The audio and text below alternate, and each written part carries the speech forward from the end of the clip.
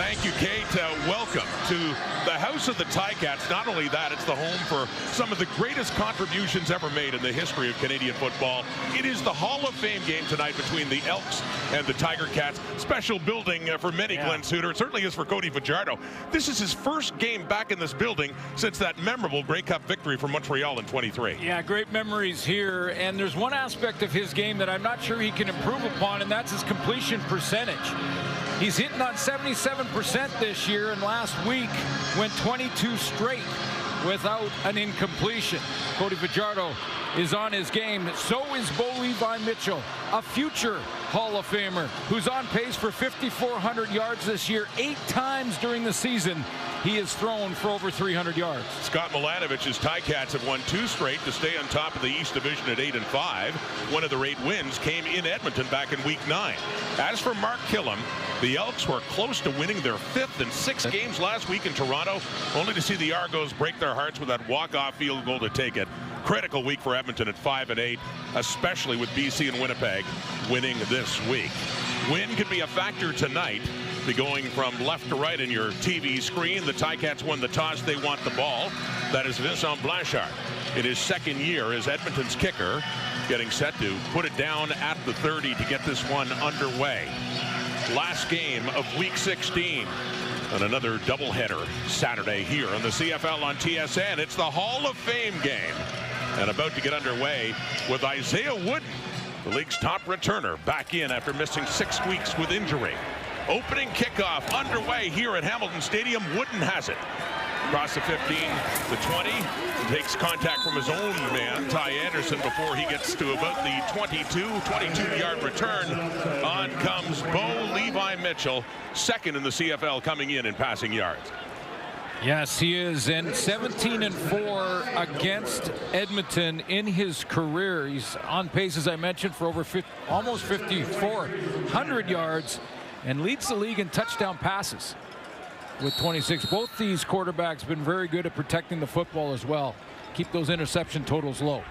Earlier in the season defined by explosive big plays, but since then the last couple of weeks it's been more of this. Greg Bell on the ground. You heard our panelists talking about how good Bell has been in those rushing yards in the last couple of weeks. Yeah, I didn't highlight one of them because when they're at their best, the offensive line is playing together, and Greg Bell's had 2 of his best games of the season. That means that offensive line is gelling in a big way, and there's Bell, a key to bringing balance to this offense for Scott Milanovic.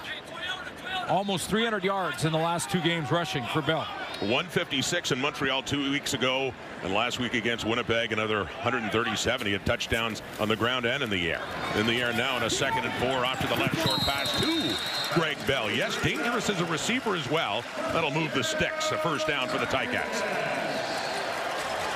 Well, that'll be the task for this Edmonton defense. When you look at Noah Taylor up front, who I think is really coming on. 4 sacks, leads his team in the current lineup. But the challenge in that front 7 and Joel DeBlanco is to stop Greg Bell, get them into 2nd and long, and then that's when Cordell Jackson in the secondary can try and make some plays in the back end.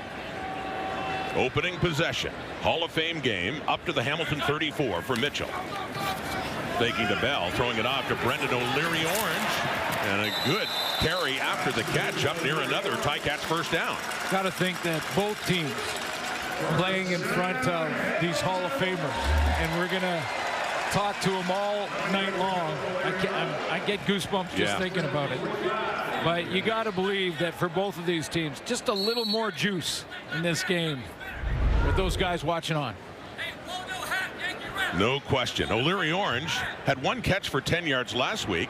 He just had 1 catch for 10 yards. We're early on now as the Ticats move up to the 45 now. The handoff back to Bell. Cuts it back up. He has something going. And this is the kind of thing we saw last week against the Bombers and the week before against the Owls in Montreal. Brandon Revenberg, Brendan Bordner. Big blocks on the left side of that offensive line. And Greg Bell not really touched till he gets into the secondary. Cordell Jackson, by the way, leads the team in tackles, but played a lot of the nickel position before moving back to safety.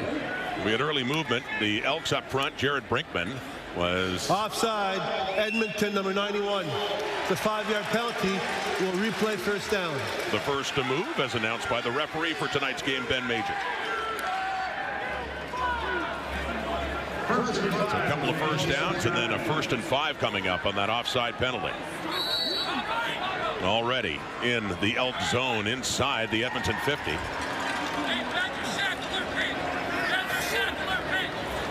A laudable on the line of scrimmage for Bo Levi Mitchell. Changes up the call. And back to Bell. Cuts it back left. Picks up another few yards with Brandon Barlow, ex-Ticat, there last year in on the tackle. Yeah, that was a good redirection by Barlow to corral Greg Bell. And you take a look at his first 8 games compared to the last 2. So Scott Milenovich and the play calling and Greg Bell and the offensive line up front are together, and it's been working, and it's coming up on the right time of year for your run game to get going. Yeah, a little chill in the air, isn't it? 16 degrees tonight. And fall definitely on its way here in Southern Ontario. 2nd and 1. Back to Bell. First down, Joel DeBlanco getting the start. Weak side linebacker. The injury to Nick Anderson and takes him down. Well, Brock Morgensen and Joe DeBlanco are going to have to just key into Greg Bell early, which could open up some crossing area in behind in the passing game for Bo Levi Mitchell. I mean, we'll see how this chess match continues here, but those linebackers have to sneak up to the line of scrimmage. That means there's area behind them. First down from the Edmonton 41. Opening possession, Ticats. Bell tries to slip through the tackle there of Brock Mogensen, but is tripped up and ends up picking up about 4 yards. 2nd down and 6 coming up. So you mentioned his 2 games. Montreal 156, Winnipeg 137, and the long in those 2 was 28 yards. So this is like chunks of yardage. You know, good first down runs, 7, 8, 9. You know, that's the type of run game you want to mix in with your passing game. You go play action, and everybody sucks towards the line of scrimmage. Where we know the Ticats have a big play passing game. Already 4 minutes on this drive, and there's the pass for Tim White coming in as Kobe Williams, just to mess things up right around the 25 as it falls incomplete. Yeah, really good timing for Williams, because it looked like this was going to be a completion. There's Tim White on that bender route right in behind the linebackers. Nice break by Kobe Williams. So they were racking up the first downs, but suddenly now the drive stalls right at the 37. So Mark Leggio coming on. Highest 4 for 4 last week, longest to 43. This one will be put down by Nick Constantino just inside the Edmonton 45. Keep in mind the wind. It's going against Leggio here. Z drives it. 35. Keep in mind the wind. It's going against Leggio here. Z drives it. And it's good.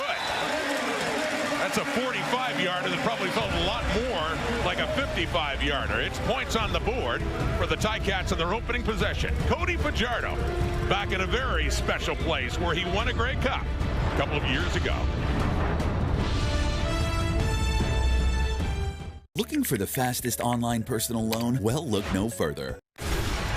Last week in Toronto, Cody Fajardo was 25 for 28, including 22 straight, tying his old head coach Jason Moss just one shy of Jeremiah Masoli. Yeah, we put him in 2nd place. That was our editorial decision, and I'm sure he's happy to be there passing his former coach. Last time he was here, as you mentioned, Jason Moss and the Montreal Alouettes winning a championship. He made that great throw to Tyson Philpott, but 22 in a row, that's... it's tough to do that against air. 77% completion rate, and that'll help. The nice catch going up. Arkel Smith has it for a pickup of about 5 yards. Yeah, I mean, you know, I'm not sure how he could even improve upon his completion percentage at 77. I mean, you know, and again, touchdown interception ratio, when you look at the number of attempts for Cody Fajardo as a starter, it's almost 250 attempts. And just 3 interceptions this year. So a 2nd and 5 after that throw to Arkel Smith. He has time, and he gets rid of it and completes it too. Another completion, and that's up across the 50 and that is Odou Hilaire, one of the newer receivers to the Edmonton lineup for the first down. Yeah, Hilaire and Victor on the other side are finding their way. They're figuring it out. They realize that it's a zone look. Don't have to move. Just wait till Cody's ready to throw it. And Hilaire comes up with the kick. Hilaire in his 4th game with the Elks. Started in the Labor Day Classic. First down. You play fake. Buy some time, but not for long. The ball comes out. Julian Hauser forced it out. Now the Elks have it back. Hauser was bearing down in Fajardo. It's Keon Julian Grant who ends up alertly getting that recovery, but Hauser's been a nightmare for quarterbacks this season. You can see what was coming. Fajardo couldn't get rid of the ball in time. Yeah, backside. So Fajardo with the play action is looking to the short side of the field, and the block initially wasn't terrible out there on that right side, but Hauser just keeps at it, and when the coverage locks down the receivers and Fajardo can't find a guy, Hauser gets home. Instead of a turnover, it's a loss of 13. So a second and long. Fajardo just sets up a screen to Justin Rankin. Oh, Rankin could be gone. He is gone. Touchdown Edmonton on one big play, 72 yards. And we've seen that before from number 5. That was another gear. You can't coach speed. And it looked like the Ticats, as they closed, had all the angles for a tackle well short of the first down. But that extra gear from Rankin, and he was gone, outrunning the angles. It's interesting with him because he had over 200 yards rushing 2 weeks ago. Last week he only had 27 rushing and 2 catches for 8 yards, and already outdoing that big time at a 72-yard reception for a touchdown for Justin Rankin.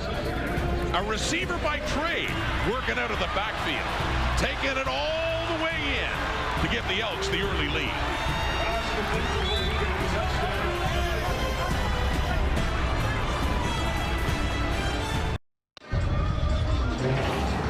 Fourth receiving touchdown for Rankin, and a well-blocked up screen with the newcomer Carter O'Donnell getting out, and Arkell Smith with key blocks. Here they are right there.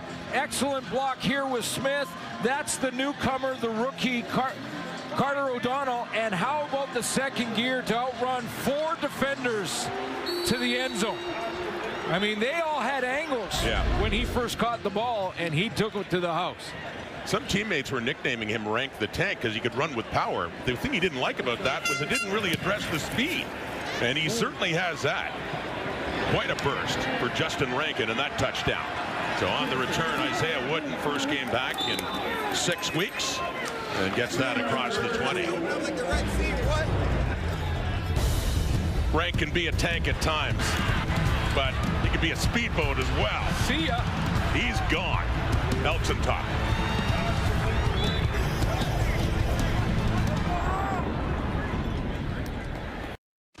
This is how the Ticats started last week's game against Winnipeg. Chris Streveler's first pass intercepted by Jamal Peters. Takes it down to the 7. One play later, they're in the end zone. Mitchell to Bell. Late first half, Streveler picked off again. Deshaun Amos has it. Just seconds away from halftime, and they get the payoff with another touchdown. Suits points off turnovers. None better in the league than Hamilton. Yeah, 98 of them. And, you know, that's the 2 parts of the turnover battle. You win the giveaway takeaway. That's step 1. And then your team grabs momentum when you score points off of those interceptions, while the other team that just threw the pick is on a low. Last possession, Ticats went down for a field goal, but they trail now after the Edmonton touchdown. Zandy Litre. Jalen Williams in his debut in the CFL for Edmonton in the secondary. There's the juggling with the injury to Royce Metier, who's the one in on the tackle. You know, when Beau's on, it looks like the ball comes out of his hands with the flick of a wrist. It really does. He's calling a lot of these plays at the line of scrimmage. I mean, the front runner right now out of the East in the MOP race There are others, so I don't need emails or anything. 26 touchdown passes, only 7 picked off. Completes that one to Keandre Smith. And he eludes a tackle for a moment. Once again, Williams in there on him, but that's enough for a Hamilton first down. What a big step for Keandre Smith this season. I mean, on pace, he should get to 1,000 yards if he keeps it up. Close to 800 so far this year. Some big games. 150 pluses. Definitely on pace for his best, most productive season, Keandre Smith. In his 4th year out of the University of Guelph. Here's Mitchell again with time. Off to the left, and that one flag comes out. It's intended for Kenny Lawler, their leading receiver, and landed quite a bit further ahead of him. You see Lawler limping now. Yeah, it looked like he came out of his break, and that's where the flag was thrown, right at him. A little inside move. Well, there's the grab down the field. That's about when the flag came out. Defensive pass interference. Edmonton, number 29. It's going to be first down for Hamilton at the spot of the foul. J.J. Ross making the contact there on Kenny Lawler. And now Lawler already over 1,000 yards, almost 1,200 already. He and Keon Hatcher going back and forth in that race. The receiving title. So J.J. Ross a little jumpy. Yeah. Grabbing him on that outcut. Lawler has a tendency to make a lot of defensive backs and corners jumpy. I guess. He's just kind of favoring that knee now. Hopefully he can walk that off. But his touchdowns have certainly cooled off from the first 6 games where he had a bunch. And then he did have 2 Labor Day against the Argos. But you look at the pace now yardage-wise. And 3 Ticats on pace to go over 1,000, as you mentioned. Lawler's already there. Yeah, it's going to be first down for Hamilton at midfield. 1,100, over 1,100 already for Kenny Lawler, so his pace is for almost 1,600. 3 receivers, and that's what I mean when your quarterback is as hot as Bo Levi Mitchell has been. Now you add in a run game, it's a dangerous offense. It's become a lot more dangerous, that running game, in the last couple of weeks. So an 18-yard pickup. You count the penalty too up to midfield. Ticats first down. Bell elusive once, and Mogensen, the starting middle linebacker, make sure he goes no further. DeBlanco in there. They had to make changes with all the injuries the Elks did, with of course having Niles Morgan and Nick Anderson, last year's rookie of the year, injured and out. It's Mogensen in the middle, and DeBlanco getting a shot. Yeah, DeBlanco's playing beside him, and then you go up to their defensive line, and Mark Killam's group doesn't have Jake Serezna. They don't have Robbie Smith. Royce Metier in the back end. He's on the 6th game. That's why they had to move Cordell Jackson back to safety. 13 on the 6th game for Edmonton. Here's Mitchell with time. Deep ball. It is caught. Getting down inside the 20. Keandre Smith. Biggest play for the Hamilton offense. And they're into the red zone now. Yeah, layers there for Bo Levi Mitchell. I mean, he's got a couple of options, and Keandre Smith is going to clear the linebackers, and then he's just in front of the deep players and knows that the hit is coming. But great concentration, has to go to that back shoulder, body control up in the air for that catch. So inside the 20, down to the 17, deep as the Ticats have gone. Mitchell checks it down to Bell inside the 15 and just heads out around the 12. Gain of about 5 yards for number 5, Greg Bell.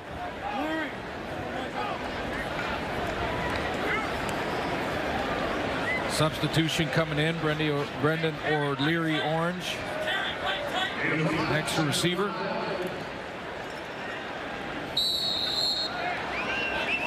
In for Antti Litre, the fullback. So 2nd and 5. The 8 and 5 Ticats still ahead of Montreal. The Alouettes winning last night in Toronto to put some heat on them. Mitchell to the right. He's got O'Leary Orange for the touchdown. Brendan O'Leary Orange, 2nd touchdown of the season. Not used as often with the star-studded receiving core the Ticats have, but very effective there. A nice little bang route where he takes his defender and makes him look like he's going to run a crosser. He's going to go over the middle. That's what he's trying to tell Tyrell Ford. He's going to run that crossing route, and then he puts the brakes on. Ford goes by him, back to the out, and Bo Levi Mitchell hit him in stride.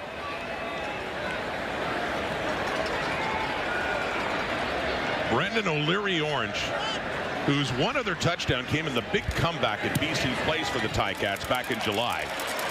And that one puts Hamilton back in front. First possession, down for 3. Elks went ahead.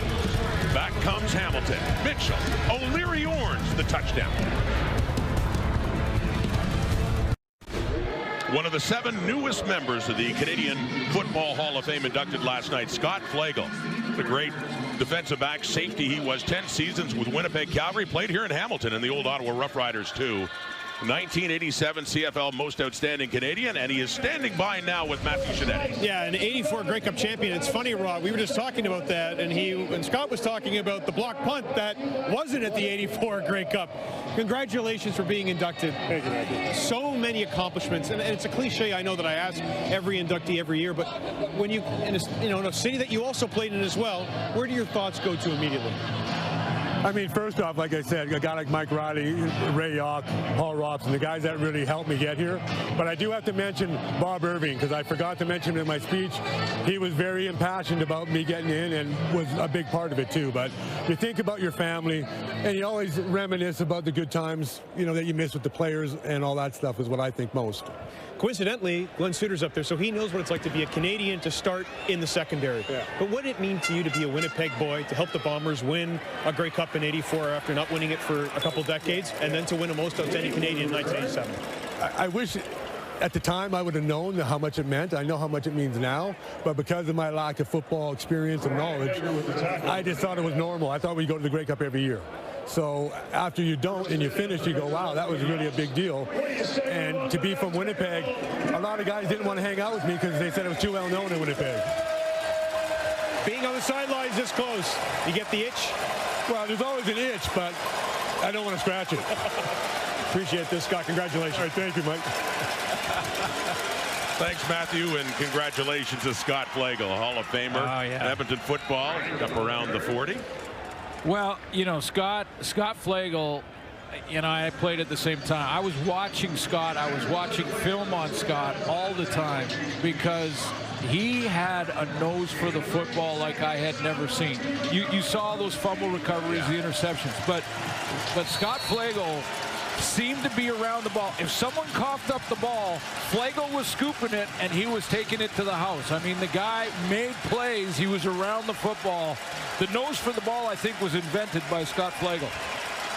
Matthew, congratulations. Yeah, absolutely. Talked about that 84 team. They had a dominant defense, Winnipeg, back then. Nice throw. There's the completion. The Curly Gittins Jr. with his first catch and a big first down. Edmonton back on the move. Well, Enoch wants Curly Gittins to get going here.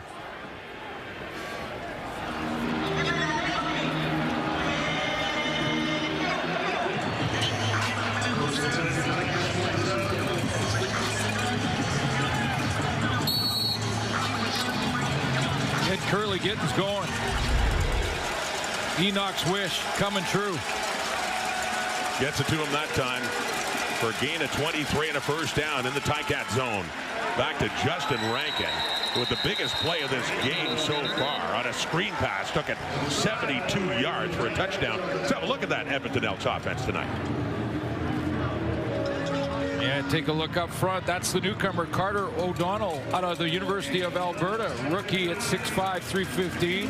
Already made a key block on the Rankin touchdown. There is Rankin, who's been a bit of Jekyll and Hyde, to be honest. I mean, you look back the last 8 games or so, he either has like 200 or 20. It just seems like it's one or the other. He's off to a good start tonight. At the 200 2 weeks ago, and he was in the 20s last week. And a big one tonight, and that's Benjamin Victor with his first catch. So Fajardo using his receivers, mixing things up, and a tackle there by Devin Barasek. Well, Julian Hauser's already on the board for a sack, although the screen play for a touchdown was the very next play. But he adds to his work this year. I think Stubblefield has come on in a big way. Fajardo, little pump fake, and decides to take off. He only gets it down to the 30 on that first down play. Fajardo, never afraid to run, picks up 3 yards, 2nd and 7 ahead. Katsatonis, I think, is the quarterback of that secondary for the Hamilton Tiger Cats, and a guy who's played safety all season. Unlike Cordell Jackson at safety, just having talked to Scott Flagel, a former safety, Katsatonis leads the team in tackles. I'm not sure that's a good thing, but again, a guy who has a nose for the football. This should be the last play of the first quarter of the Hall of Fame game. Edmonton on the move. Fajardo in a second down. He has sacked Casey Sales like a gold and black brick wall. Wraps up Fajardo and takes him down. So 3rd down coming up. And it'll be a field goal situation ahead for the Edmonton Elks. Trailing in this one by 3. Interesting plays in this one. Rankin with a big touchdown run on the screen, and then Brendan O'Leary Orange with Hamilton's touchdown. Through 1 quarter of the Hall of Fame game here in Hamilton, the Ticats up 3, although the Edmonton Elks are pressing to tie that. Interesting. A couple of big plays by these offenses. Yeah, well, I've liked what I've seen again from Bo Levi Mitchell. He looks like he's on top of his game. Cody Fajardo with that accuracy is there. The big play to Rankin. Clearly, these 2 tailbacks are going to be key for both of these teams. Bell for Hamilton, and of course Justin Rankin and that big screenplay. You talked about it's interesting with, well, Fajardo just threw that short screen to Rankin, but how it's feast or famine with him. One of the top running backs in the CFL. When he is on, though, it's dynamite. And a big play when he got into the open and that screen to take it 72 yards for the touchdown. So where we left off at the end of the first quarter, Fajardo was sacked by Casey Sales. Sets up a 3rd down now. They scrimmage from the 35 and a field goal try coming up here for Blanchard. And that is just around the 42. He was 3 for 3 last week. Oh. And dealing with the wind up against it. You can see how that ball is moving. In a building, you talk about what this facility is known for, not just the Hall of Fame, but lots of wind and trying to figure that one out.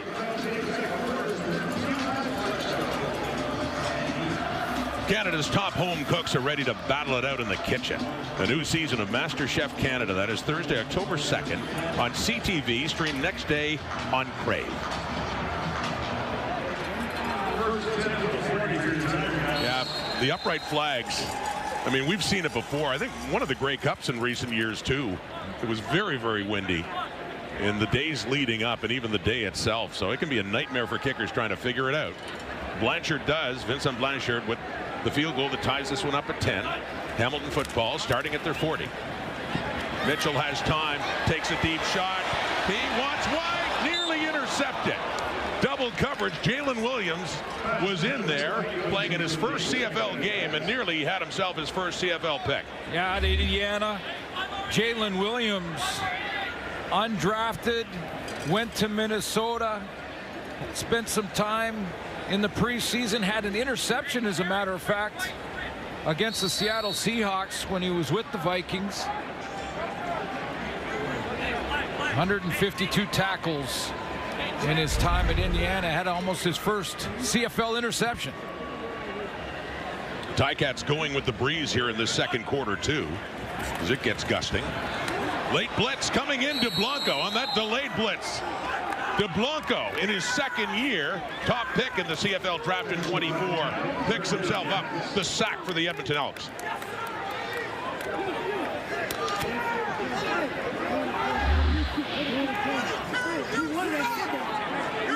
Just a bit of a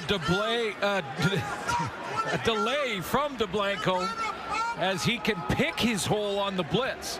So when you're off the line of scrimmage as a linebacker like that, you can take that extra second and then find where the lane's going to be and then get right back there at the quarterback. Just an excellent play for DeBlanco and timing.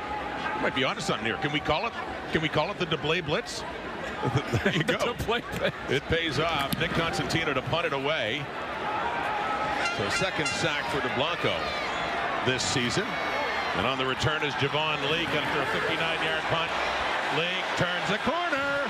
Here we go. 45, 50. Braxton Hill trying to push him out. He finally does. But an excellent return for Javon Leake in this 10-10 tie when we come back. We're going to have one of the 7 new Hall of Famers join us in the booth. Stick around. One of the new members, the class of 25 in the Hall of Fame, Jermaine Copeland, 11 years. Remember him with the Alouettes, Calgary, Toronto as well.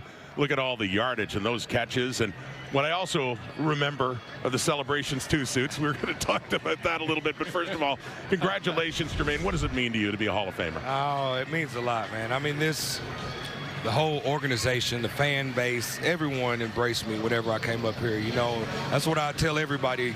In 2002, when we won the Grey Cup, coming out in front of 250,000 screaming fans down there, I knew it was the place for me. So I knew I wasn't going anywhere else, and I knew the CFL would be my home. So it's a blessing, and I'm truly appreciative of it. How about catching passes from Anthony Calvillo? One of the greats. I mean, some of the guys, coaches and players you worked with. Who comes to mind when you get this on? I love the AC, the Don Matthews, who started us off.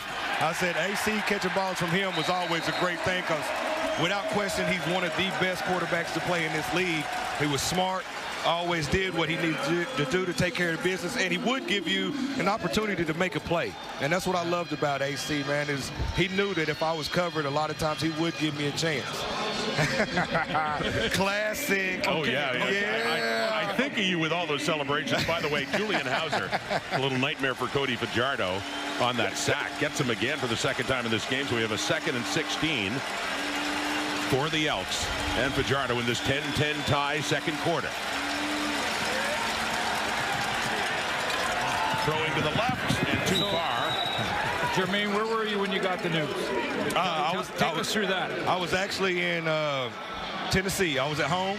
You know, I work as a finisher right now for a nuclear plant that does a lot of things there. So I was at home. My brother was the one who ended up getting in contact with me and telling me that he had a meeting that he needed to talk to me. Okay. I had no idea what he was talking about, but I ended up walking up, and Nick and the monster Huff, my big guy Huff, was on there, and Nick was the person who actually congratulated me, man, and we both broke down and started crying like little babies, which was crazy. It's like, man, because we were there together, you know, so it was awesome. You have to hand in your man card just for a second. I did. Just for a second. The punt there by Jake Julian. We got Jermaine Copeland with us in the booth as Isaiah Wooden lets it roll out of bounds for the single. But Jermaine, I got to ask you, because Rod and I were both talking about it before you came in here. The celebrations. Yes. The celebrations. Like, I know you go like 4 or 5 hours at practice. How many hours did you spend planning the celebrations? I tell you the truth, most of the celebration practices came during the scout team. Okay. When the scout team was going against the defense, we'd be over there messing around while we're sitting on our helmets. Well, you guys had the boat rolling thing. Yeah. What else would you? Well, when he went to Calgary, the bobsled was my favorite. Yeah, the bobsled, the bicycle. I said, shoot, whenever you go back to Montreal, I said the bonus about that was we ran a full play and it in reverse. Like we held up the kicking team. It was classic. And they even had Ben Cahoon in it. And you know, Ben never celebrated. That's what you love about it. Short carry there by Greg Bell. It's now a 1-point lead for Edmonton after that punt single by Jake Julian. But yes, Jermaine Copeland, I mean, some of the teams you work with, I mean, that 08 Stampeder team, you know, you had Henry Burris, and as you talked about before, Anthony Calvillo, you worked with some great quarterbacks. Yes, I did, and Hank was just as good as well. You know, he was a smart vet who slowly moved up, but AC, whenever I came in, really had the benefit of already being here, being a veteran who understood the game. So he pretty much was that guy, and Hank pretty much held it down as well whenever it comes down to it. Just like I said, we won 2002 and 2008, so it was good. That's Tim White in the receiving end. Just doing a little bit of his Jermaine Copeland. Yeah, a little bit. I said, I don't know if they're as flashy as we were. Well, take us through it. Take us through it. Do a little color analysis here. Right here. Okay, that's a good little shake and bake. Yep. Nice little cut back. All right, that ain't too bad. It looks like he lost his footing a little bit. Yeah, looks like he lost his footing a little bit. That's okay, though. He made the play. That's all that matters. So it's a first down, and that pass to Tim White, and just across midfield. Ticats now trailing by a point with the ball, and flags come out. I got to ask you about this, because you and Scott Milanovic. Count violation, Hamilton number 19. Yeah. You never remember this before. This is the LA Extreme in the original XFL, because they asked Scott, did you cross paths? And actually, no, but you did. You were teammates in the XFL before you both came to the CFL. Yes, we were. Yes, we were. We were teammates. Scott was number 2 behind Tommy Maddox. Yeah. And we had a lot of passes together, actually, in the XFL. Went on to win that championship of the only one that ended up being about. You know what I mean? Like, that was the beginning of the XFL, and we had a great time. Jim Barker was our offensive coordinator. Right. Exactly. You know what I mean? So he pretty much brought everybody this way. Well, he went on to Montreal. That's Keandre Smith in the catch. Ball comes out. And Ticats, the Blanco, you can see the ball down. Little fight for it. See, these are simultaneous, and offense wins that, which I've never been fond of. You don't like the offense winning the draw, huh? Yeah, you know. And I guess when they start with it, they can. It definitely is out. It's out. But I think he was able to reel it back in. Yeah. Looks like he was holding on to it with his knees. So that is still Hamilton football, and now a 2nd and 11. Or call it a 2nd and 12 now, and that loss for Mitchell and the Ticats approaching the midway point of the second quarter, and joined in the booth. Pleased to be joined by Hall of Famer Jermaine Copeland. How's that for big-time receiver play? Yeah, that's what you want to see. That's what you want to see. Yeah, come out and make a play. Well, you've made a bunch of these in your time, Jermaine. When you see this, Bo Levi Mitchell giving you a chance, like you said, like AC used to do, like Henry Burris used to do. Give you a chance, and then go ahead and let that athleticism take over. And that's exactly where it's supposed to go. Give him an opportunity to make a play. Another big catch for Tim White. Has him down inside the Edmonton 30 now. Is Hamilton. We've already had a couple of lead changes in this ball game, and approaching possibly another one here in the hands of Greg Bell. Back to work. Coming in is Cordell Jackson, getting the start at safety. He comes in and gets low on him and limits him to just about 4 yards. Got a maybe call it 3. 2nd down and long still ahead. So your first experience in Canada, when you got up here, you saw the league and you saw the field and you saw the motion. As an offensive guy, you must win. I can stay here. I can do some things here. Well, the truth was, you could motion in the XFL. Yeah. You had one person that could motion forward to the line of scrimmage. Right. I was that person. Oh, okay. So you had a little jump on I had a jump. Yeah. Here's a deep shot into the end zone. No. Good coverage there. Tyrell Ford and Kenny Lawler. And they were neck and neck as the hand went up and knocked it down. And we got a 3rd down coming up and a chance for the Ticats to take the lead again. But yes, I had the advantage of already getting to come down in motion before I even got up here. So when I kind of got up here, to tell you the truth, to see everybody coming at the line of scrimmage was definitely different. Yeah. I'm not gonna lie. And being able to move it sideways on the ball. Right. That is, you got to be stationed down there. You cannot move. Yeah. So it was definitely an exciting change. But I tell you what, I love the speed of the game. I loved how it's always exciting. The last 3 minutes is the deadliest part of the game. You know, I like that. You don't have that down south. You can be down 21 and come back with 3 minutes left on the clock up here. Well, sir, congratulations, man. It was great covering everything you did on the field. Appreciate it. Your Hall of Fame moment, Jermaine Copeland. Congratulations. Thank you. Thanks for joining us. All the best to you. Looking sharp, too. Thank you. Very sharp. Like always.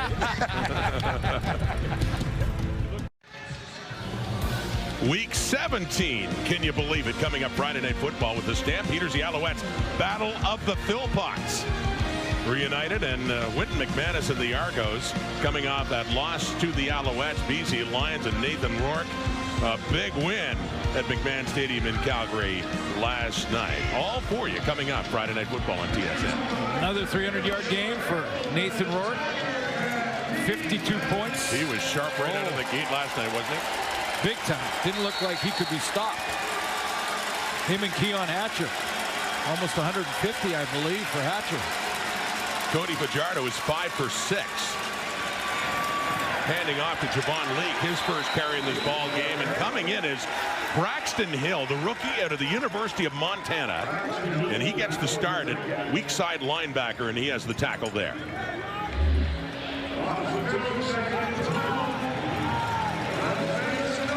Good movement here from Hill. He just is going to scrape. That's linebacker scraping to the ball carrier. Check the first gap, don't like it. Check the second gap, scrape out there. He's got a little bit of jump in his step. Lost a yard. So second down and 12. Fajardo, and flags come down with the snap of the ball. Yeah, I think it was Martez Ivy on that. Procedure, that left Edmonton tackle. number 62. We'll go back 5 yards. We'll replay second down.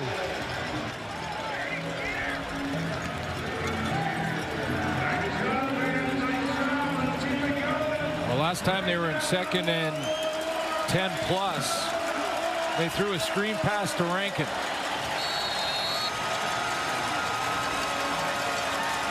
And that worked out for a 72-yard touchdown. Their TD on the night. O'Leary Orange has the touchdown for Hamilton. Back and forth they have gone. Second and 17. And it's off to the right. And that's Arkell Smith, and takes a hit. Did he ever? He gets popped. And a flag comes out too late. Back in the Hamilton secondary, it is Smith knocked down around the 45, shy of a first down. Evan Verichuk got banged up on that. That was a big hit on. Major foul, Arkell unnecessary Smith. roughness. Hamilton number 30. We'll go up 15 yards from the end of the play. Automatic first down for Edmonton. That's the safety, Stavros Katsantonis. It's announced by Ben Major on that roughness penalty. So a good break for the Elks, as this will move it into the Hamilton zone at the 50 and a first down Edmonton. Yeah, a little bit of friendly fire there on Verichuk.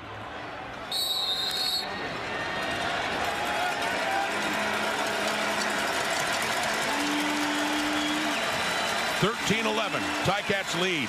5.5 minutes to go until halftime. That screen to Leak. Still going. Sideline out of bounds, and another Edmonton first down. Well, let's go back for Hamilton fans, show you the penalty on Katsantonis, and it was a late hit. He's right here and just pursuing to the football, but you can't come back towards your own line of scrimmage with a blind shot like that. And so that's the penalty. Here's the play to Javon Leake. Getting both backs going. Gain of 14 for Leake on his first reception. Also his one carry. And here he is again. In for Rankin. Leake getting some touches and gets it down to the 30. We'll have a second and short coming up. Carter O'Donnell is trying to make his presence felt here early in this one. Playing right guard for the Edmonton Elks. Watch number 30. Katsantonis coming in on the hit on Leak, and Carter just cleaning that right up. Just get out of here. That's a good teammate right there. Certainly is. Pressure coming. Fajardo gets rid of it. Nearly for Keon Julian Grant. And the coverage was there for Hamilton, but it was awfully close. Down near the goal line, Destin Talbot right there with Julian Grant to prevent a touchdown. Well, because the blitz was coming on Cody Fajardo and he didn't have him blocked, he knew he didn't have it blocked up front, so he had to get rid of that on the post. So he throws it on one leg, and this time it's Julian Grant on the on the post route, but Talbert is there to knock it down. Vincent Blanchard, 1 for 1 from 42. Whoa. And look at that wind blowing, and it went that way. A flag came out as well. This will be interesting as it sails out past the dead ball line. But you could see those upright flags, how they were moving, and the ball, of course, moving the same way on that kick by Blanchard.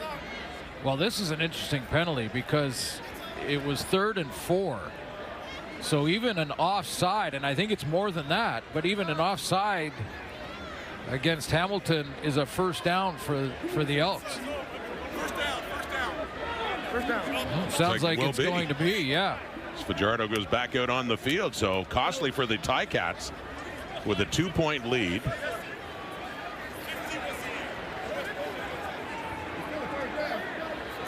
There's 2 penalties on the play. The first one is procedure, no end. Edmonton had no end on their left side. The second penalty is unnecessary roughness against a long snapper, Hamilton number 44.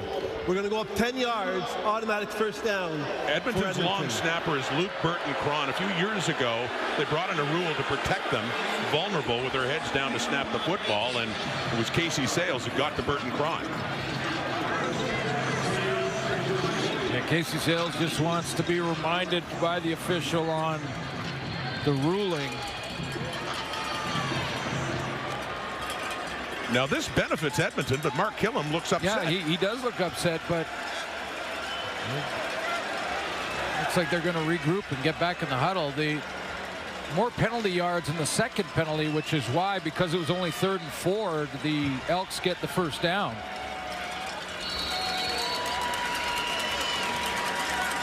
Frustrated looking Mark Killam there. Maybe just that he got his center hit.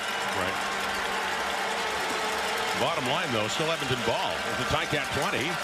And then setting it up. Kind of a draw there to Greg Bell with Leak moving across as well. And interesting motion for the Edmonton offense to pick up that yardage. Love the motion. Motion going this way, and then an underneath handoff this way.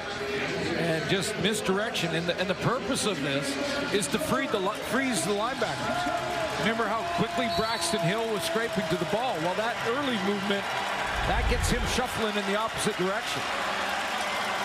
Bottom line, 6 yards, 2nd and 4. Edmonton getting close. Halftime getting close. 3:12 and counting.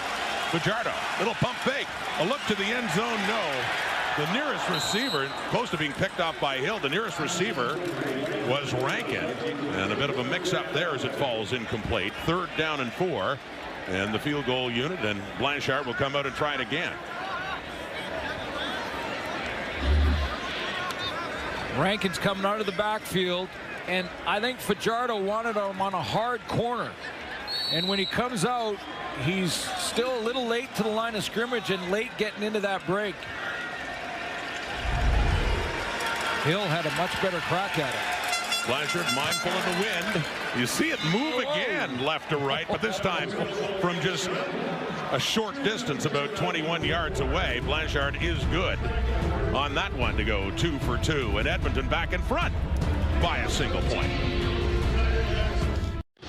Coming up at halftime, we celebrate the 7 newest members of the Canadian Football Hall of Fame. And look, I know it's all warm and cozy up in the booth right now with Smitty in suits. The wind is a factor. It's also freezing down here. So guys, if you need a weather update, right down here in the trenches, Smitty. Hey, Kate, I used to be there. As you recall, but yeah, I feel your pain.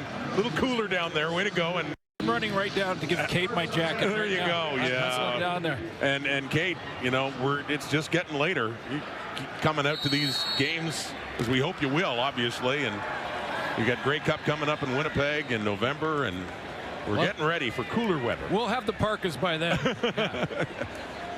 Halftime panel coming up. That wind is hard on kickers and panelists. That's Greg Bell. Got the catch. DeBlanco runs him out for a gain of 9 for the Ticats, now trailing again. Well, 2 veteran quarterbacks going toe-to-toe here, and play callers that are mixing it up nicely, getting their backs involved, both Rankin, Bell, and we've seen some Javon Leak as well. Yeah. And back to Bell. And a first down, just needed about a foot, so that'll move the sticks closer to midfield. 2.5 minutes. Interesting ball game right now. Some big plays, some good defensive plays as well. And as long as it stays this close, as Kate talked about the wind, you know, we joke about it, but what kind of a factor might it be if it comes down to a kick at the end of this game? Well, and it's that time of year. I mean, I mentioned it off the top that it is getting cooler. Yeah. You could tell. I mean, not up here in the booth. It's toasty warm here, but I wouldn't say toasty. When we were walking up, it was clearly it is cold. definitely warmer than what Kate and the panel are dealing with. The screen to Bell. And a one-handed grab as he tries to regain his balance and get it closer to midfield on that second down play. Or first, excuse me. 2nd and 8 coming up. He does a nice job of catching the football out of the backfield. Nice little one-hander there.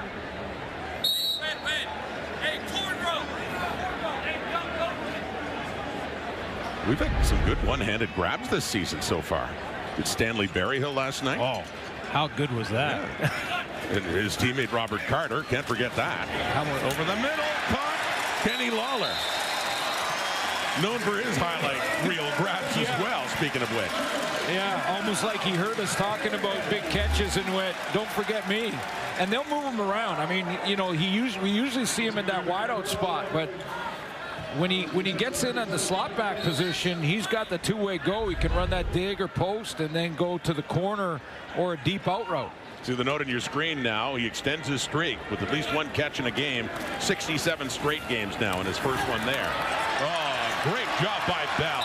Just finding his way through that hole. Some clever running to take him down around the 20, and a first down coming up here for Hamilton. Great feet here. You know, it's the vision, the feet, and then just bobbing and weaving through there. DeBlanco's trying to track him down, finally gets to him, but not until he's got a new set of downs. All the way down to the 20. 14 touches, 83 yards. Greg Bell. He's at it again for his 3rd straight game. So Mitchell with time and completes it to Bell. Back to work he goes at 5 more yards. And dangerous too in those short passes and getting him in space and letting his feet do the rest. Subtle little pick on this play from Kenny Lawler, who the veteran in him. Watch how, just stop it here, just to the left of your screen there, you saw Kenny Lawler with a little bit of a pick, enough to get his teammate outside in a one-on-one on Ross, the corner. So 10 rushes for Bell, 5 catches as well for 21 yards. And back comes Hamilton, knocking on the door. 2nd and 5 at the Edmonton 15. A minute 12 till halftime. They're trailing by 1. Blitz coming. And it's a touchdown for Kenny Lawler. Mitchell saw the blitz coming, gets rid of it, and Lawler's all by his lonesome at the Edmonton goal line.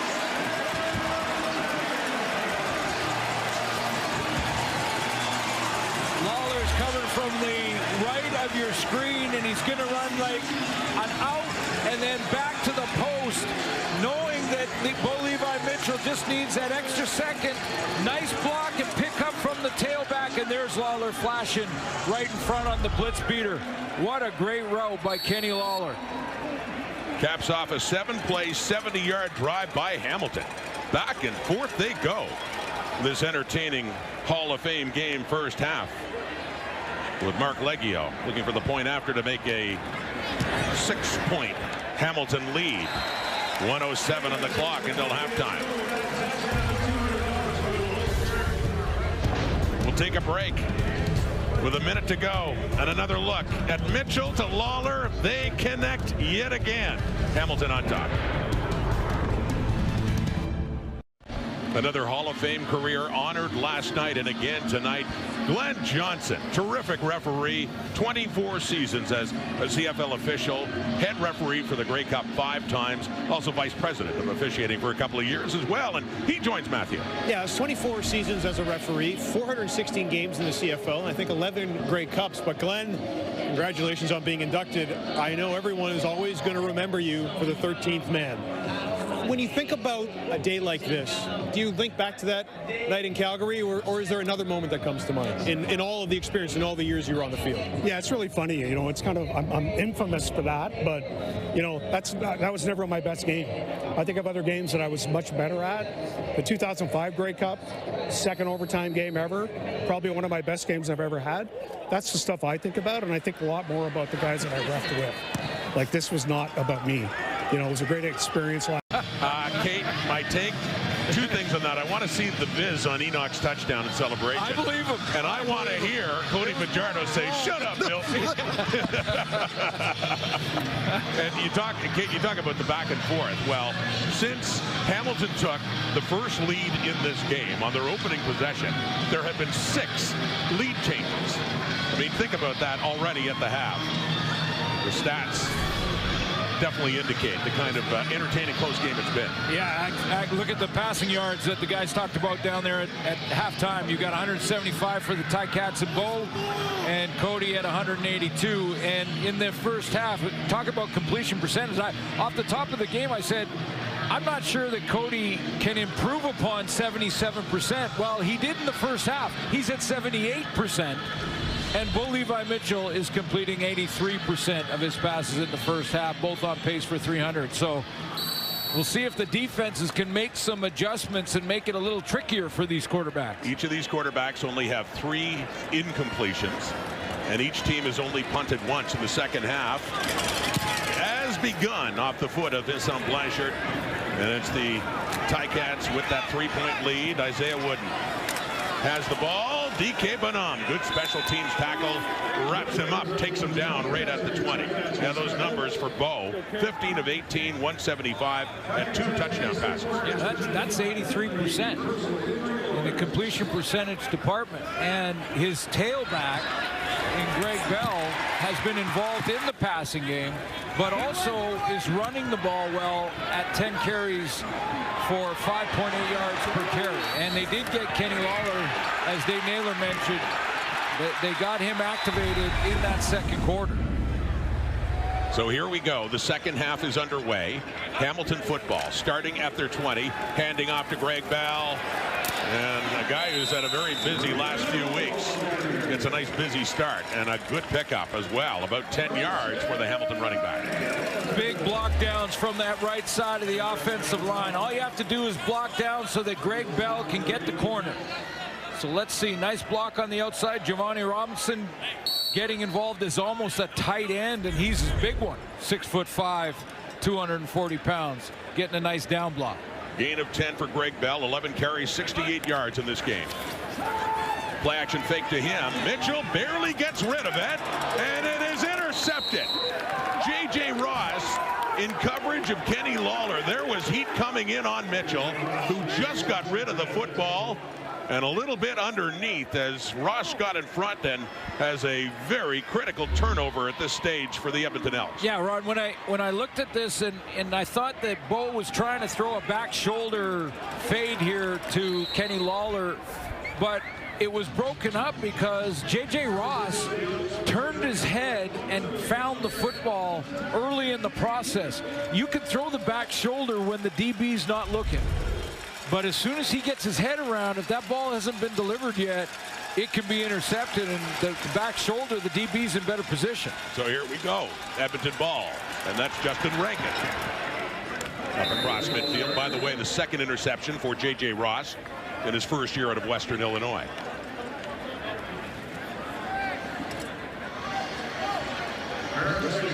So Bo Levi Mitchell records a 1 in that touchdown interception column. So he's got that first interception, the first error of the game, although let's give credit to J.J. Ross playing one of the best receivers in the league in tight man-to-man coverage.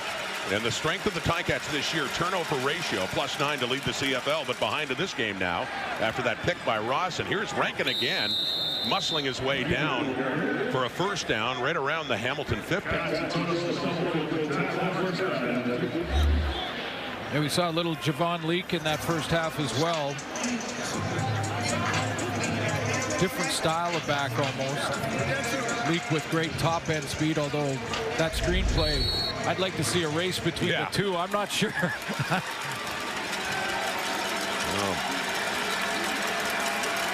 Rankin can be a blazing runner. We've seen that a couple of times. 1st and 10. Faking to him to Arkell Smith. In space, first down. Destin Talbert getting a little help from Julian Hauser to push him out of bounds inside the Ticat 40. So, you talk about the turnovers and the points off turnovers. Hamilton's so good at that. Edmonton getting a little bit closer. Now watch the play action and how it influences the linebackers. Stop it there. So Hill is in the gap. I mean, he's ready to stop Rankin. Hauser's frozen. He's like, I'm not going to rush the passer, and I'm not going to allow Rankin to get outside in this gap. And Cody Fajardo just gets it out there to his receiver. Off to Arkell Smith. And back to Rankin. Finds his way through the hole. A little bit of power, too, for Rankin. And a good pickup again on first down. Getting quite a treat with these number 5 running backs for each team as Rankin gets it inside the Hamilton 30, but the 29 now in a 2nd and short. And nice play calling. When you take a look at that play action, which had the linebackers and Braxton Hill up in the line of scrimmage, had Hauser frozen on the outside. Then the very next play, go right back to the run. Keep that defensive line guessing. 2nd and 3. Back to the run they go. Flag is out. Philip Osai wraps up Rankin, and he's put down in what would be another first down, or awfully close for Edmonton. But as said, there's a flag.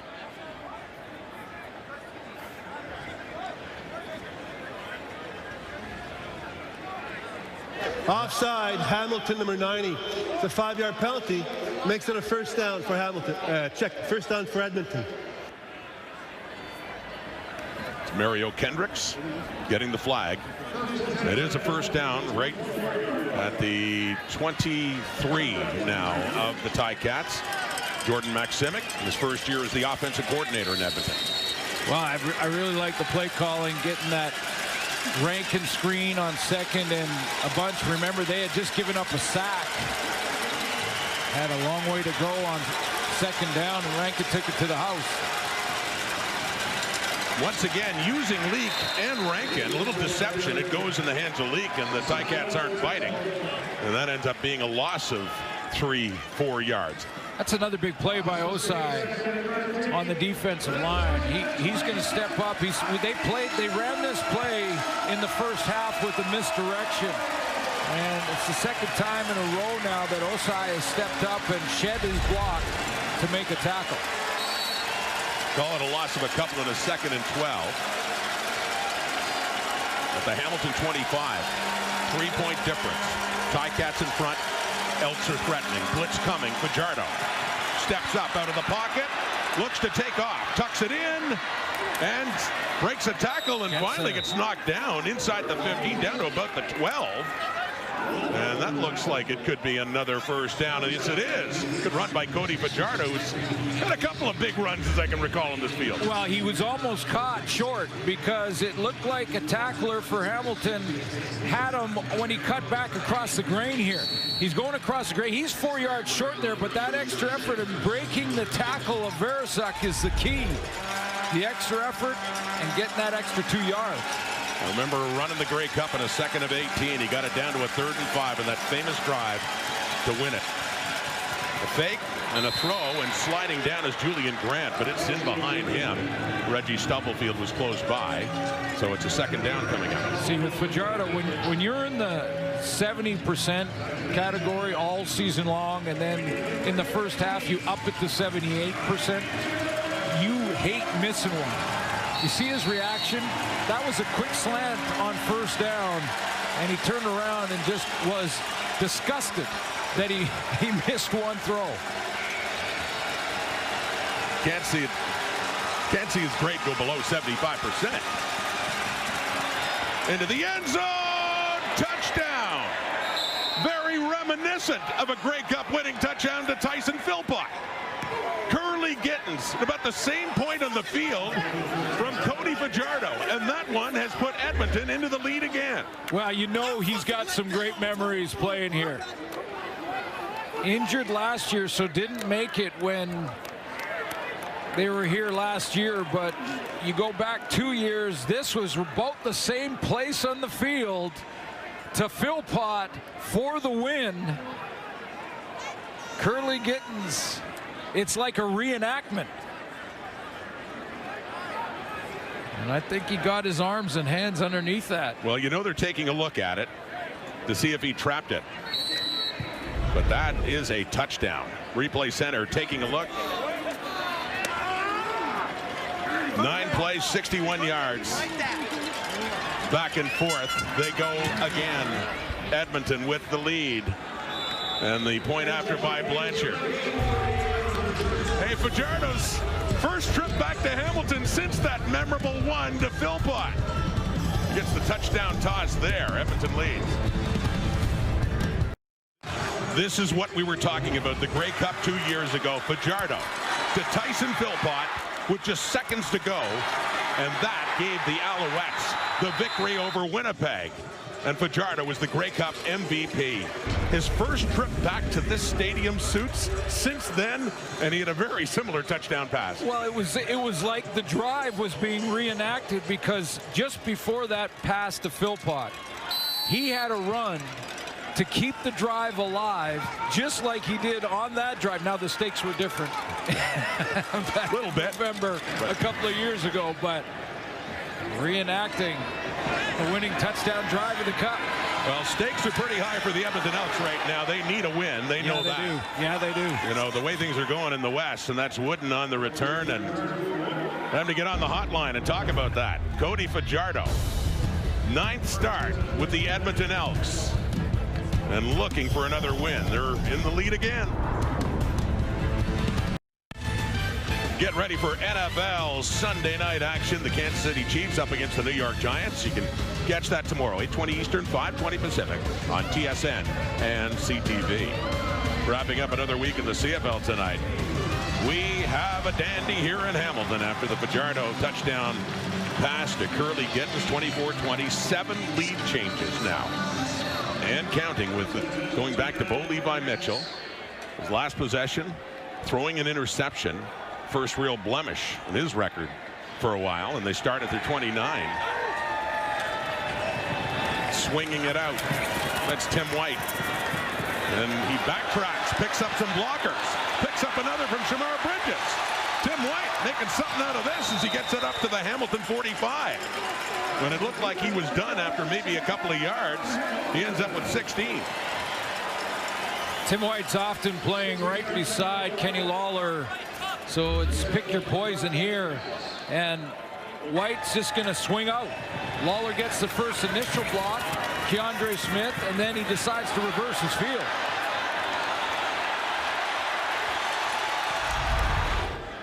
And gets it up to the 45 now of Hamilton.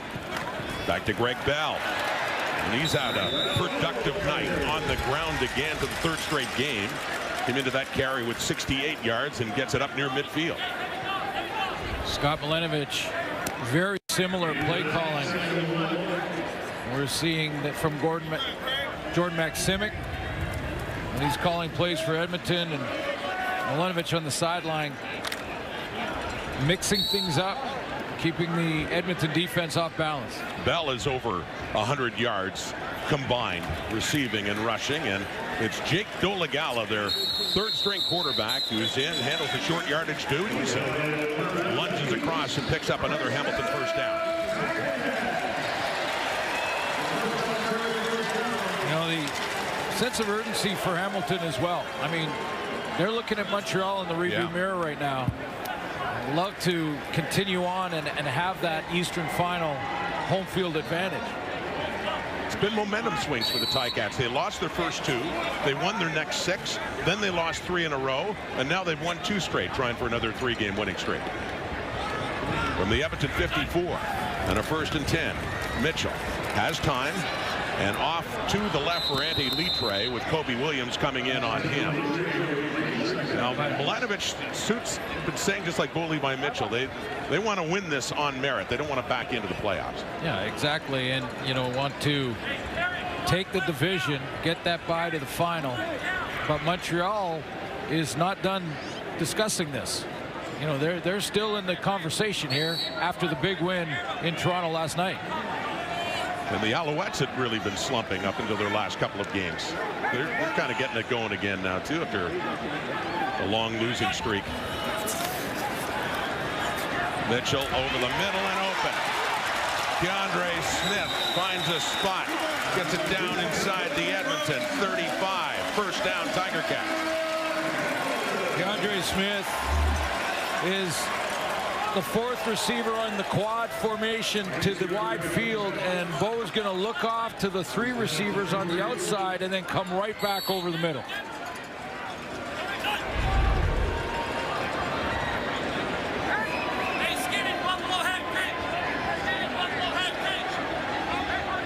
Skinny Buffalo Hat, if I heard correctly, is the audible. What is Skinny Buffalo Hat? Well, on that play, it's Greg Bell. Down inside the 30. Sometimes they're decoy calls as well. Yeah. You know, you'll at times you don't want the defense to start hearing an audible and then say, okay, now I know that's a running play, and start jamming up the hole. So you got to do the decoy calls occasionally. Try to throw them off balance. Go to play action and put one over the top. I used to wonder how often Peyton Manning did that. Remember how he would do all that audibling every single play. We need to get Jermaine back up here because he played with Peyton. That's right. And he played with Peyton at Tennessee. Jermaine Copeland, Hall of Famer. Down just approaching the 30 in a 2nd and 7. Tim White is knocked hard by Jalen Williams, who timed that hit perfectly. Just as the ball arrived, and it was coming pretty fast, Williams was coming even faster. Real quick release from Levi Mitchell here. He gets it out of his hands quickly. So that break by Jalen Williams, that's a big boy break right there. Coming downhill and separating the receiver and the ball.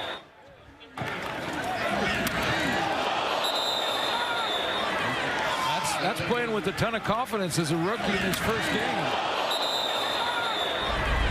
The debut for Jalen Williams. Tim White will remember that one for a while. 3rd and 7, field goal Legio. And he stays perfect. And another possession that results in points. Just about every possession for either team has, as the Elks still lead it.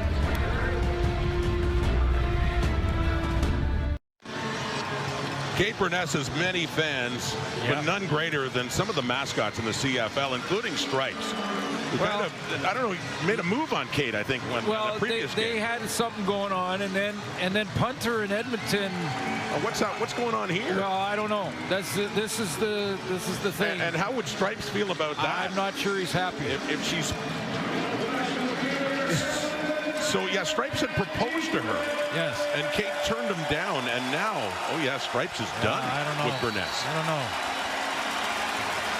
Still a quarter to go. Still a quarter. And would someone please give Kate a coat? Knocked at the line by Julian Hauser, and a flag comes out. Hauser's not as tall as Willie Jefferson, but he's pretty good at getting the hands up.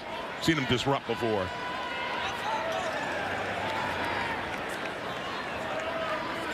Loving being back in Hamilton, where he started his CFL career. Offside, Edmonton, number 87. Penalty will be declined. It's going to be 2nd down.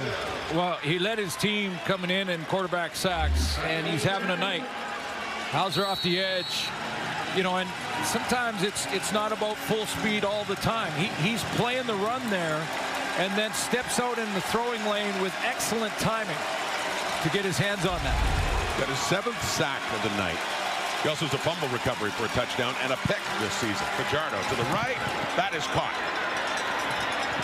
That's Hilaire. Odoo Hilaire. Just in his 4th game with the Elks, and he gets it across midfield and a first down, Edmonton.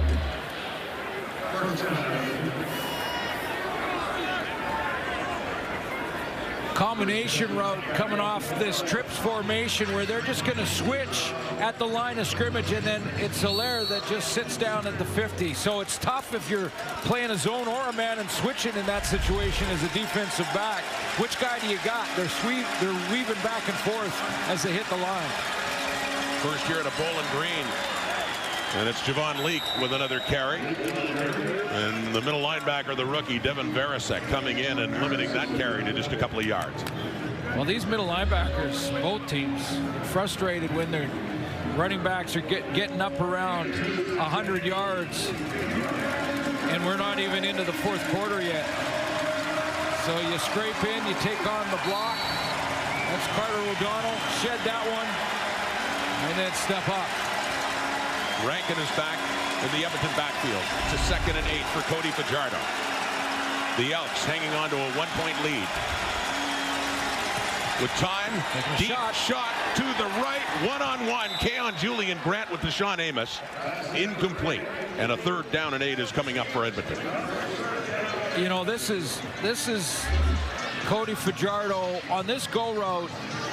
His location of the football is why one of the reasons that his completion percentage is so high.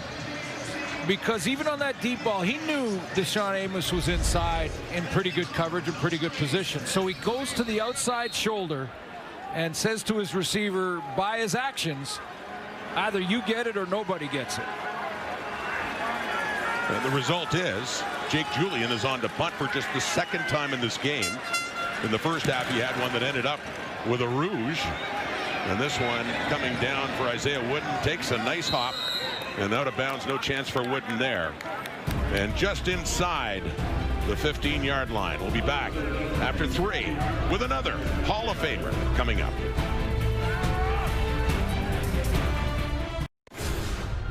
A football coaching legend in Saskatchewan, Frank McChrystal with the Regina Rams. Lots of junior championships before taking the team into the university ranks as well, into the Hall of Fame. And back to Matthew. 33 years in Regina in the CJFL and then U Sports, 7 Canadian Bowls, trip to the Vanier Cup in 2000. To invest so much time with Regina football, coach, what does football in that city mean to you and that city mean to you? Well, I mean, Regina football's a big deal. I mean, Ron Lancaster and George Reed and Ed McQuarters and Ron Atchison, guys from the 60s that a lot of people watching this program won't know.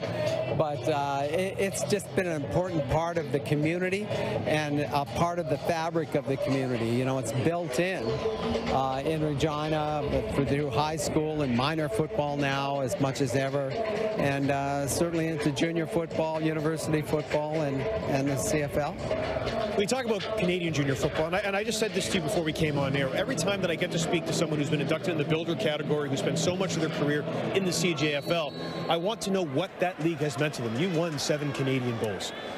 What has the CJFL meant to your career, but also your life? Well, the CJFL is really the fabric of the entire country. You know, it's not just guys that are playing, that are going to university, or guys that are you know, maybe not doing very much of anything, but what they are, they're plumbers and they're electricians and they're guys that are working at techie things, you know.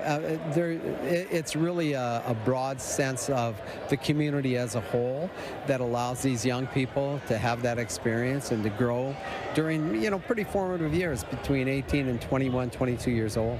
Really appreciate this. Congratulations, Ed. Thank you very much. Thank you. Congratulations to Frank McChrystal going into the Hall of Fame. Saw Bo Levi Mitchell air it out close to an interception for Jalen Williams, and instead the ball did hit the turf. It's a 2nd and 10 now, scrimmaging at the 14. Mitchell running out of time and a flag comes out. Could this be a hold against the Ticats? Guessing this is holding against Hamilton, and it'll be declined by Edmonton. They'll push Hamilton to 3rd down. Holding Hamilton, number 53. The penalty is declined. It's going to be 3rd down. But you know, when you're talking about winning, and I don't care what level you're in, whether it's junior football, you know, even beer league hockey, it's hard to win. Yeah. It is very difficult to win a championship, and I don't care if there's 8 teams or 80, but Frank McChrystal to do it, 7 Canadian Bowls. I mean, Frank McChrystal in Saskatchewan is football.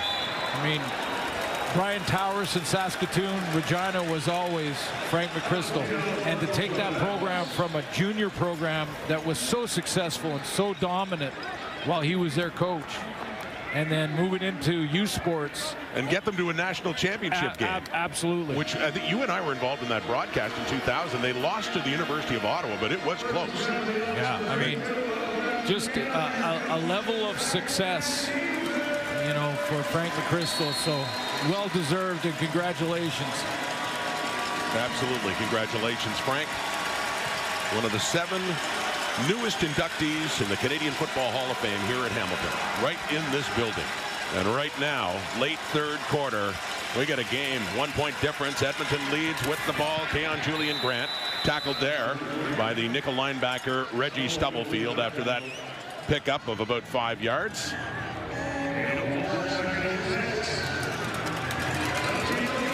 Yeah, Stubblefield's become more and more active as the game, as you know, he finally got off the injured list, and as the season has progressed, 4 tackles for losses coming in. Big game versus Edmonton when they faced the Elks in Edmonton. The quarterback sack in that game. That game came right down to the wire with Hamilton winning it. Yep. Caught by Rankin and tackled there by Braxton Hill. One of the newer members of the Ticats defense getting a start in the linebacking core. That's about a yard. Short yardage for Edmonton this year has been quite successful at 14 of 17, although when you're a yard away, head coaches go gray if they don't win 100% of those battles. Yeah. So it's Cole Snyder, the short yardage quarterback, coming on. First time we've seen him tonight in this situation. Third down and a lot less than a yard for Snyder to keep it and push and get the first down. So he'll head off, and Fajardo will head back on. But we have three-quarter time, and we have one more Hall of Famer to talk to as well. Great Calgary Stampeder linebacker Daryl Hall coming up. We'll chat with him too. Heading to the final 15. It's at 1 point. Edmonton lead.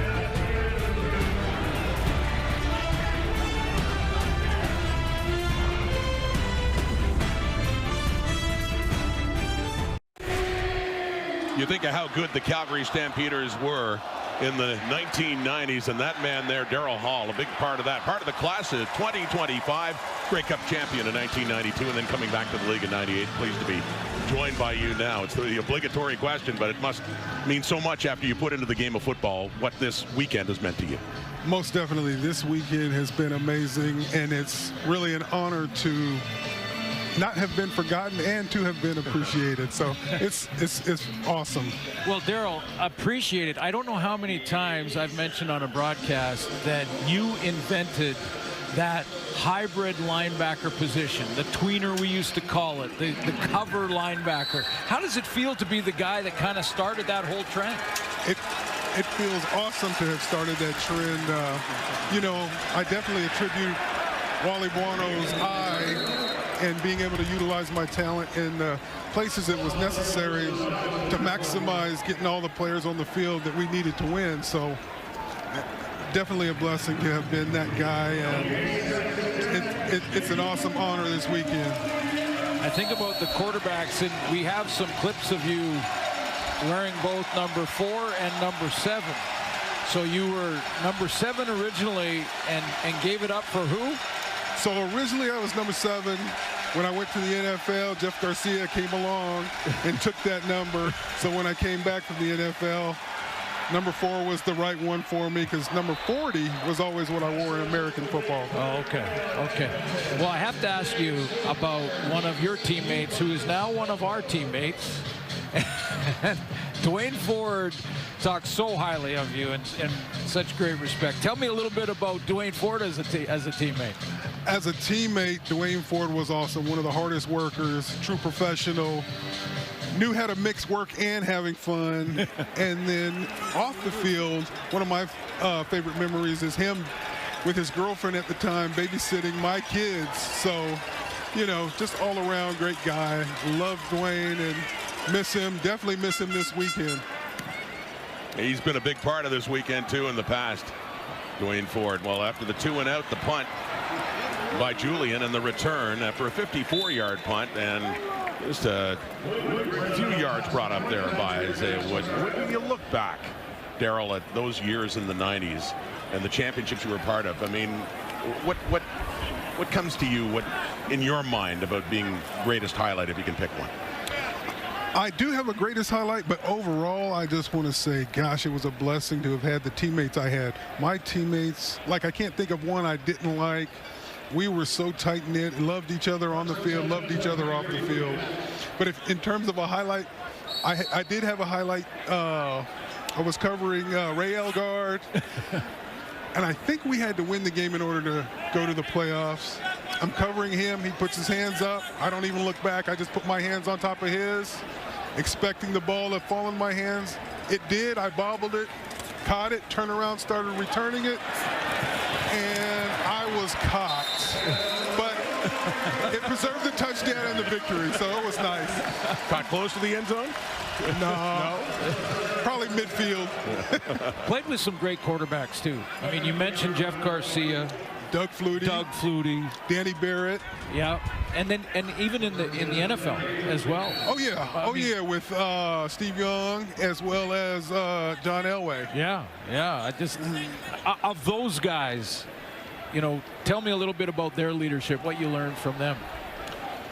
You know, their leadership wasn't necessarily, with me being a defensive guy, a lot of talk, a lot of rah-rah, but it was definitely a lot of getting the job done day in and day out and knowing I was going to be able to compete against them every day. So that was a lot of fun. I was going to say, yeah, to go in ones against ones in practice against Elway and Steve Young and Doug Flutie and Jeff Garcia. That's quite a group. Yep, and I would also love to get a shout out to Alondra Johnson, because I still say he's one of the best linebackers I ever played with in both leagues. Another one, a part of those great 90s Calgary Stampeders team, that awesome defense. 2nd down and 4. Mitchell throwing. Saw Tim White making a big play before. He has another one there and a 1st down. They're across midfield again, trailing by a point. Just over 12 minutes to go here in the 4th quarter. Daryl, I asked Jermaine this, but I'm always curious when you come up from the States, your first impressions of Canadian football when you arrive, and then now after being inducted into the Hall of Fame, just what it's meant to you. So my first impression, I think when I got into my locker as a defensive back, I think I had number 98. So my first impression was I won't be here long. So once things got going a little bit, the quarterback, I think his last name was Muckey at the time.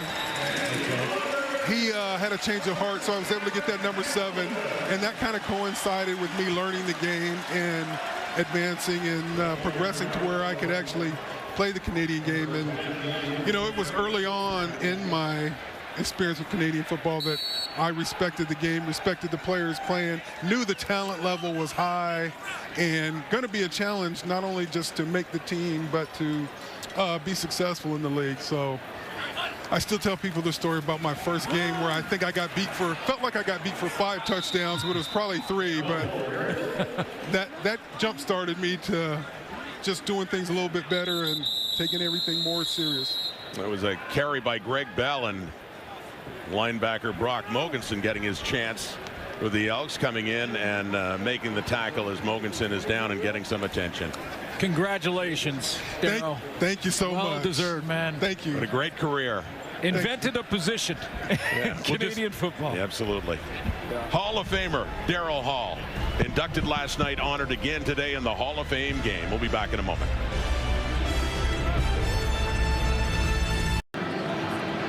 We are in the home stretch now. Brock Mogensen, the linebacker, injured in the previous play, has gone into the tent in the Edmonton sideline. It is a 2nd down and long already with so many injuries, especially on defense for Edmonton. For Mark Killam, 13 players on the 6 game, including, well, players that are injured right now, Niles Morgan and Nick Anderson, too, their star linebacker. So they lose another one now, and a 2nd and long. Mitchell checks it down to Keandre Smith, 35. And he gets it down to about the 32. Had to get to the 28 to get a 1st down. We got a 3rd down coming up here for Hamilton. going in this direction, the wind has been messing with the kickers a little bit. And this is a longer range field goal.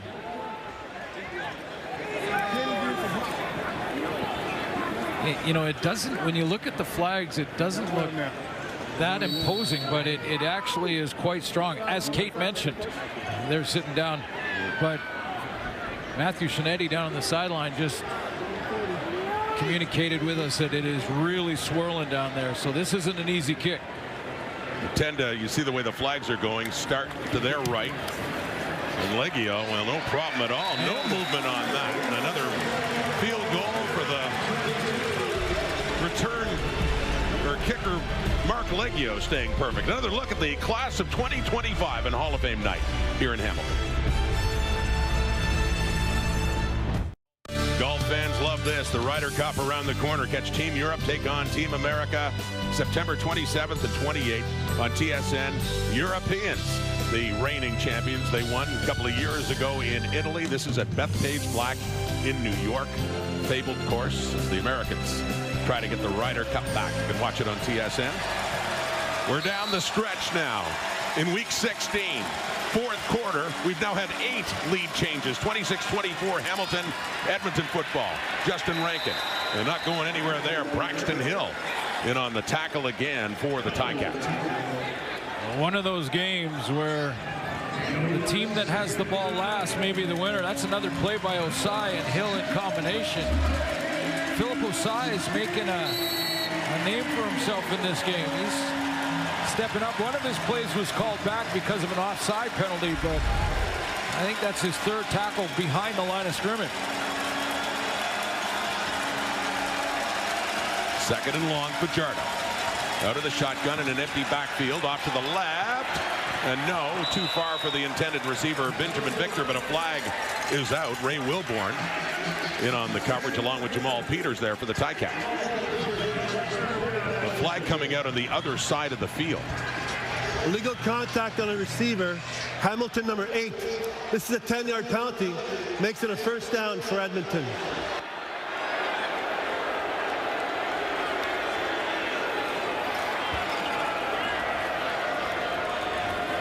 Well, that was away from the play, the other side of the field for Deshaun Amos.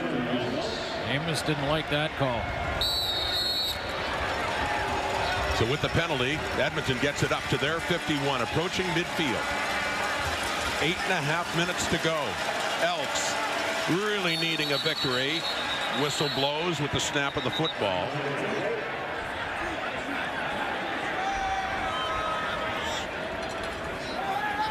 We got a legal procedure against Edmonton, number 57.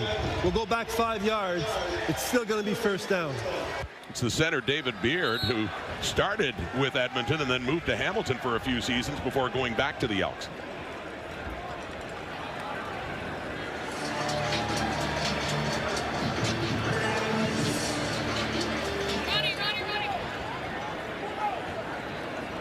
So 5 further back.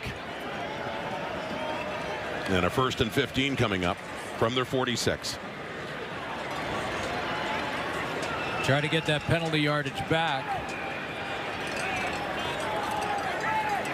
It's Miles Fox taking a knee. Let's go back to that penalty against Hamilton that kept the drive alive. Amos is right down here in your screen, and go ahead and run it, guys. I'll show you the contact he makes. That initial contact there is okay, but it continues well past the 5 yards. So wasn't a lot, but it was the illegal contact when you're jamming receiver past the 5 yard mark. He didn't like the call, went back and found it. I'm at times critical on the pass interference and how that pendulum has swung, but That's caught by Gittins, who had a touchdown earlier this half, and gets some of the yardage back up around midfield. You know, at times I've felt like over the last month or so that we're going to put a 5 yard halo around receivers, and if a DB gets within that 5-yard halo, that's automatically a penalty. I'm sorry. Yeah. I'm half joking about that, but you know. What position did you play? Yeah. No, I hear you. Exactly, but you know, when it is, and that kept the drive alive. Well, I'm sure it is frustrating for the guys assigned to cover the receivers, no question. Fajardo. Oh, Keon Julian Grant with a nice catch, reaching out as he was going down right at the Hamilton 40, and a first down for the Elks. Yeah, and I think the wind and this fastball from Cody Fajardo pushed the ball outside a little bit. He has to make a really tough catch.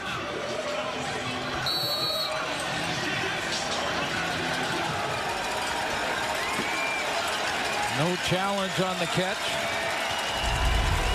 He had 5 catches. His hands underneath there. I was going to say, he had 5 catches, 61 yards, and a touchdown against Toronto last week. Gurley Gittins. The touchdown tonight and inside the 25 now. Here come the Edmonton Elks. They're down 2 points. They're threatening. There's still 6.5 minutes to go. And trying to improve their record to 6-8. That play on first down, all about recognition for Cody Fajardo. Immediate recognition from a veteran quarterback. Montreal Alouettes are kind of hoping Cody Fajardo does them a favor tonight. Faking off to the left. Arkell Smith, my goodness. Helmet to helmet, Jamal Peters. It was bobbled. He is livid. But that was fierce contact with him coming in with his helmet on Arkell Smith. And the flag came out immediately. Saw a monster hit.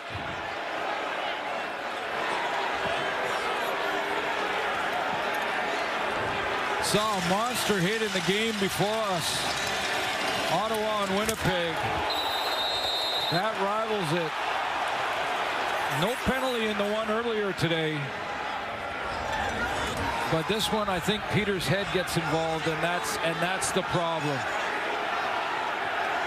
The result of the play was an incomplete pass. However, we have major foul, unnecessary roughness. Hamilton, number 2. We're going to go up 15 yards. It's going to be an automatic first down for Edmonton. There's a Darius Pickett in that game earlier today, but he got the shoulder in and hit the target a little bit lower, got the head out of the hit. But for Jamal Peters, that hit was just too high, helmet to helmet, made contact. I get it in the heat of the moment. He doesn't have the angles that we see. It didn't help Arkell Smith that he was bobbling the ball and trying to focus on net and not with Peters coming. But still, the penalty. And here we go. First and goal at the 10. It is caught. It is Arkell Smith. Right after taking that hit, he takes that pass, and Reggie Stubblefield puts him down, and Arkell Smith seems to be just fine. Yeah, that's the important part. I mean, we still love the physicality. Don't get us wrong, but we always want both players to be able to get up, bounce back. And nice to see Arkell Smith bounce back from that huge hit from Jamal Peters, make the catch, and a second down situation here with 5 to go. Second and goal. Elks looking for another lead change. Mentioned they've already been 8. Fajardo, 4-man rush. He steps up. Open receiver, touchdown Edmonton. Or no, Hilaire, wide open, had it in. Incomplete pass. It's an incomplete pass. Fajardo had Hilaire open in the end zone and right to him, but could not hang on. Stavros Katsatonis, I believe, separates the ball as he goes down. He's got a... There's the hit. Now that's in slow motion. It comes out. But I think when you see it in regular motion, and you see how quick it is, Edmonton fans are probably saying, I think he had it long enough across the plane. It'll be reviewed, but Katsatonis made the hit to separate the ball. So a couple of significant hits from the secondary of the Ticats. One led to a penalty.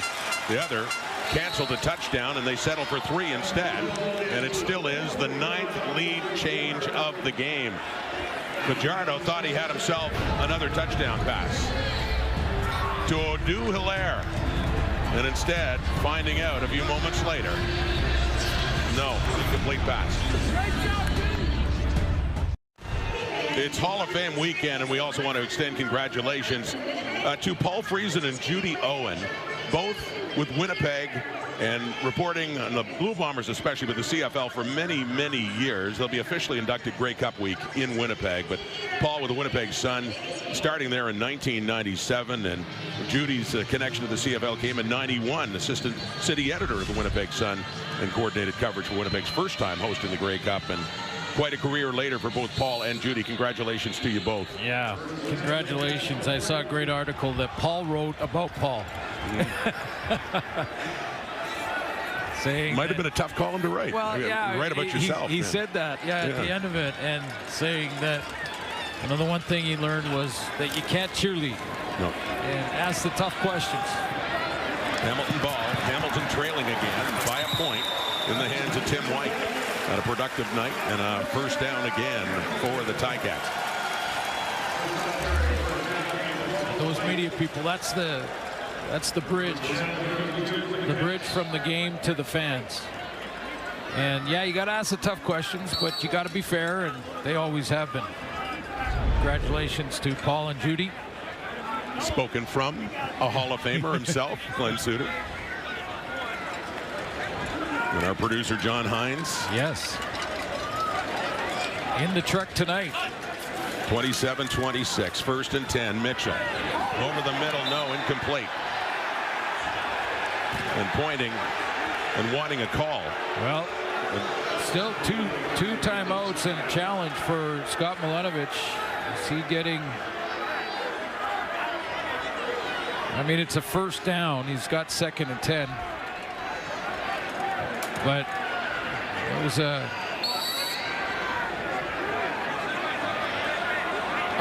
bit of a reaction from Bo Levi Mitchell, although he kind of let it go quickly. It's getting late here in Hamilton, and the challenge flag comes out.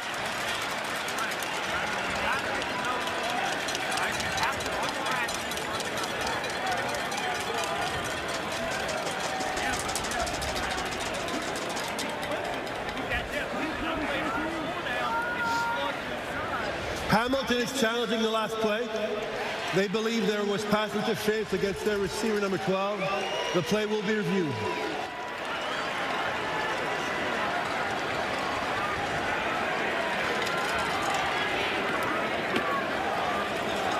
That came on a first down play near midfield.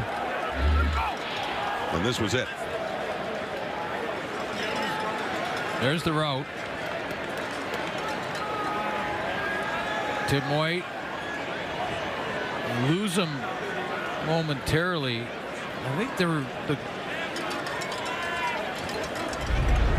think I think the reaction there was that he went down, and that's why. Let's just see the tail end of this play. The top of the route when Tim White. Why did he go down? Is it possible that the leg or the foot of Jackson got tied up with him? I don't know. That would be accidental. I'm not sure there's enough there. Challenge Milanovic.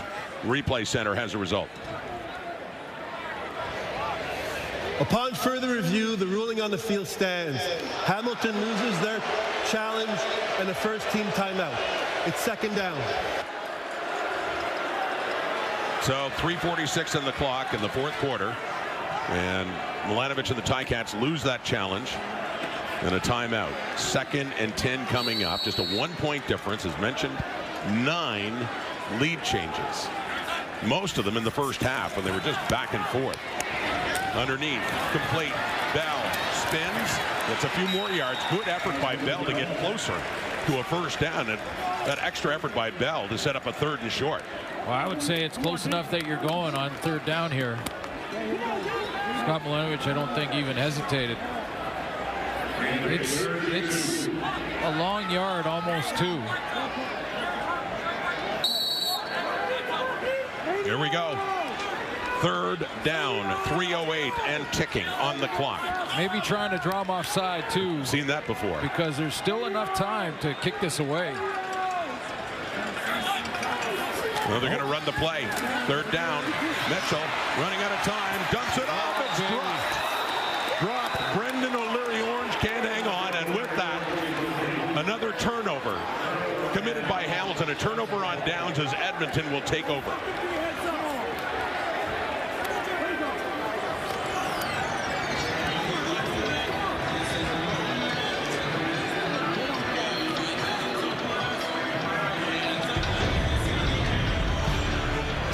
The best team in turnover ratio is now a -2 after that. Elks football with a 1-point lead. Well, the Labor Day game is, of course, about the Elks and Ticats and 7 more people. Brian Chu, Javon Olafioye, Scott Flagel, and Jermaine Copeland, and Daryl Hall. Hall of Famers. Frank McChrystal and Glenn Johnson, long-time official, and they are enshrined now right here in Hamilton in the Canadian Football Hall of Fame. Congratulations to all 7 for their remarkable careers. We still have a football game to be decided. A 1-point game. Edmonton taking over on downs. Set up at their 50 for Cody Fajardo. 2.5 minutes on the clock. Off to Justin Rankin, who had the biggest play of the night with a 72-yard touchdown run after catching a screen pass back in the first half. Interesting decision by Scott Milanovic to go for it on 3rd and 2 there. With that time left. At midfield with 3 minutes left. Now, if you get it, you're inside of 3 minutes. You have control of the football, new set of downs. You know, I understand the decision, but you punt that away. Cody Fajardo doesn't have the field position he has now. 2nd and 6. Fajardo's 20 of 28 for 276. Throwing again. It is caught. Julian Grant trying to escape the grasp of Deshaun Amos, but he can't. So it's a 3rd down coming up. So Mark Killam has a very similar decision. Now, he's taking a look at it. It's a good yard, a little more. 2:05 left. He's got the 1-point lead, not down by 1, but again, that field position game, we saw it last night unfold in a very interesting way when Ryan Dinwiddie was going for it on 3rd down with 2 minutes and over 2 minutes to go, and then not going for it on 3rd down with 1:30 to go. They're going to kick it away. Killam elects to punt. It's Jake Julian back in the CFL after a tryout in the NFL, and he was the top punter in the Canadian Football League in his previous go-around. Positioning everything here with 2 returners back for the Ticats. Wooden takes it just inside the 10, and the coverage is good. First in, Jacob Plamondon, and also Joel DeBlanco in there as well. The games just keep meaning more, don't they? Week 17 coming up. Friday night doubleheader. Stampeders coming off the loss to BC, taking on the Alouettes, and then the Argos against the Lions. That's part 2 of the doubleheader. Everybody's still in it right now. Tiger Cats, Blue Bombers, and that'll be on the Saturday. Winnipeg winning in Ottawa today, and the Riders and the Elks. That's the first team Cody Fajardo faced as an Edmonton Elk back in week 8. In a close finish, but a loss for Edmonton at Mosaic. That'll be at Commonwealth next week, week 17. Here are the Ticats. 1:34. They still have time. Soft toss intended for Keandre Smith. DeBlanco's right with him. Incomplete. I almost wonder if Bo Levi Mitchell could have just picked up 7, 8, maybe 10 on that run. But the decisions made by the coaches is, now you're looking at the field position. They don't convert here on 2nd and long. And Edmonton's in a real good position to extend it to 4 at the very least.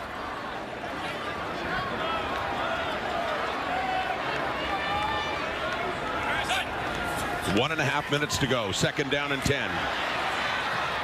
Underneath, and that goes to Bell. DeBlanco's on him again, and not even close. So it's a 3rd down and long. And what's Milanovic do now. 1:24 on the clock. 3rd and 4. Keeping the offense on the field after making that decision to go for it the last time around. But yeah, just not enough time left to be punting it away now.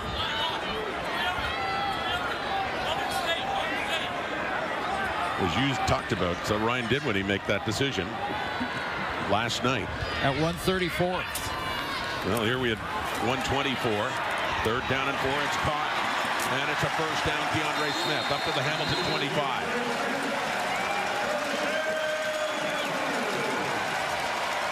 Still got to be efficient here. It is lots of time, but Mitchell will be calling it at the line of scrimmage. DeAndre Smith just got in that soft spot. They are going against the wind. You think about that. Come down to a field goal try. Mitchell. O'Leary Orange. He had the drop before as they were looking for the first down. He has that catch. Had a touchdown earlier in the night and another 9 yards for the Ticats. Mentioned how accurate these two quarterbacks were in the first half, and Bo Levi Mitchell was over 80%. This wind, I think, is picked up in the second half even more, and it's in the face of the Hamilton Tiger Cats right now, and the accuracy for Mitchell has been a bit of a struggle in this fourth quarter. Tyreek Johnson, the injured member of the Edmonton Elks, down on the field. There's Mark Leggio. And going into the wind, what's his range? Well, that's the question. He has not attempted a kick of 50 yards or more this season. Been deadly accurate, coming in 34 of 38, almost 95%. He's been perfect on the night as Johnson heads off. But the challenge for Leggio is going against that wind. It's always a topic here, it seems, Matthew. Yeah, and my internal weather vane is telling me it is gusting. Now, when you look at the flags, they might drop guys, but every so often there is that gust that we know comes right off the escarpment here and just blows right through. Obviously, Leggio had that kick in the first quarter and pushed it right through, but he's going to have to get close if he's going to want to cut through this wind. Well, Matthew, his longest of the season, 43 yards. Very efficient kicker, but who knows if he's going to be tested coming up here in the final seconds from further away. There's a deep ball. Mitchell not close. An Elk defender goes down. Tim White, the intended target. That was Cordell Jackson in coverage. They had a down to play with. It's a 3rd and short, about less than a yard away. Yeah, 19 wasn't missing those throws in the first half. Not like that. That's wind aided. Not only for the kickers, can mess up the QBs as well. They need that yard, and they do get it with Bell, who just keeps those legs chugging. Gets a little bit more as they push up closer to the 40. 45 seconds. The problem is for the Hamilton offense, at 45 seconds, it's almost like they can't go intermediate to short passing game much longer. They're going to need a chunk play here against the wind. We saw what happened with Mitchell's throw just on the previous play. Throwing again underneath, intended for O'Leary Orange, but in behind him and low. 2nd down. 34 seconds on the clock now. Edmonton trying to hang on and improve to 6-8. Levi Mitchell feels like he got hit in the head on that last throw.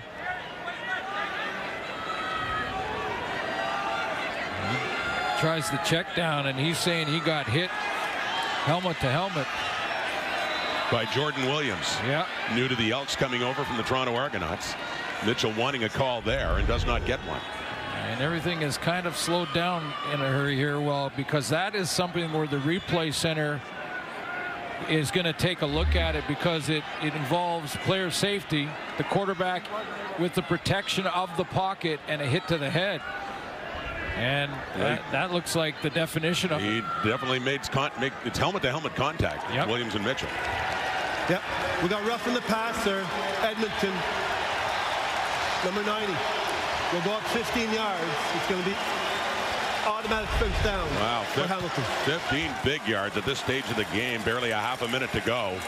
Up near midfield now are the Ticats. And what yard line would they have to get to be in the comfort zone for Mark Leggio against this win? I'm guessing the The holder has to be around the 35. High one for Shamar Bridges. Good time for his first catch of the night as Bridges gets it inside the 50. They've got maybe 3 plays, maybe 4. Could stretch it to 4. You mentioned Leggio's longest this year. Hamilton called the timeout. Timeout Hamilton. Well, it's interesting, Suits. Vincent Blanchard of the Elks, who's 4 for 4, as is Leggio, had his longest of 42 yards going that way. But as we heard from Matthew, I don't think the wind is the same now as it was back in the first quarter when Blanchard hit his. No, it feels stronger even up here. So, you know, and swirling. By the way, I love the look. I mean, Matthew Shinetti and the professor down there. I mean, he's got that professor look going on nicely. Awesome. Looking sharp as always. You know what, guys?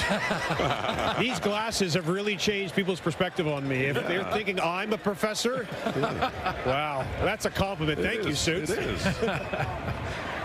Nice job down there with the Hall of Famers, Matthew. Appreciate you guys. We'll see you. What a night. This is always always one of my favorites. Absolutely. We'll see if Bo can convert here and get his kicker in field goal range. Edmonton 48.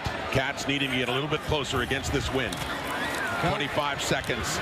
Complete. Tyler Ternowski also getting his first catch of this game. Down to the 41. They're certainly in range of giving Leggio a shot. That they can just work it a little closer. And is that the challenge flag now coming out from Mark Killam?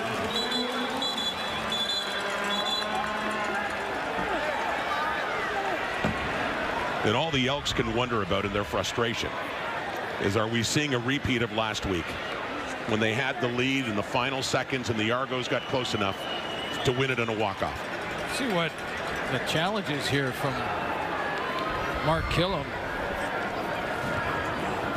By the way, what a great block by Keandre Smith to allow Bo Levi Mitchell to even get that throw. Edmonton is challenging the last play. They believe there should have been offensive pass interference against Hamilton, number 89. The play will be reviewed. There's crossing routes that happen right at where the ball arrives, saying it's offensive pass interference. Lawler is on the crosser here.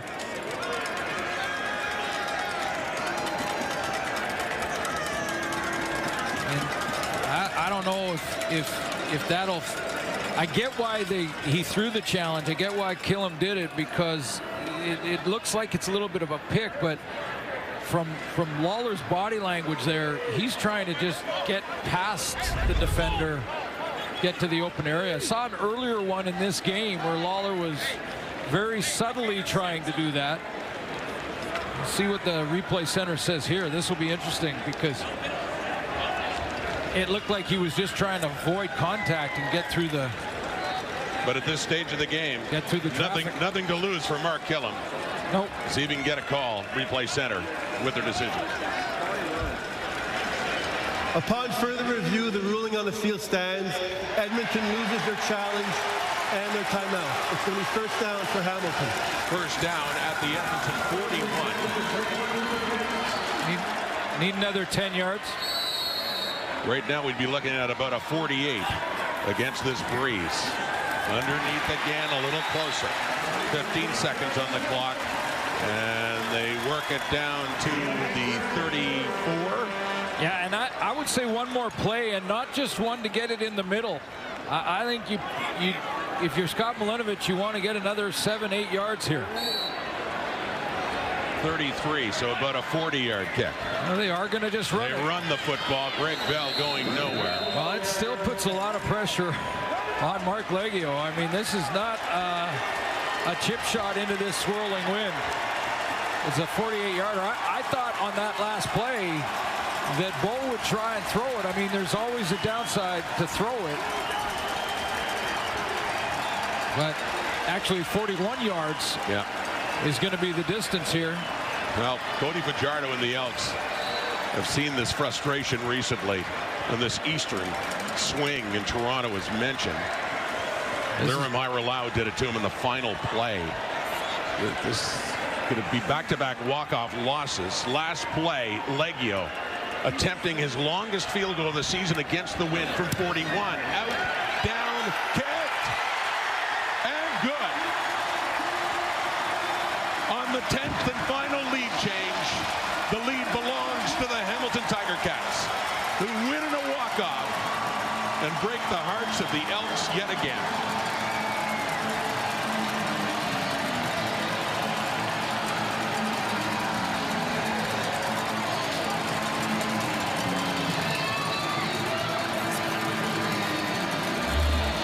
Take a look at the hold.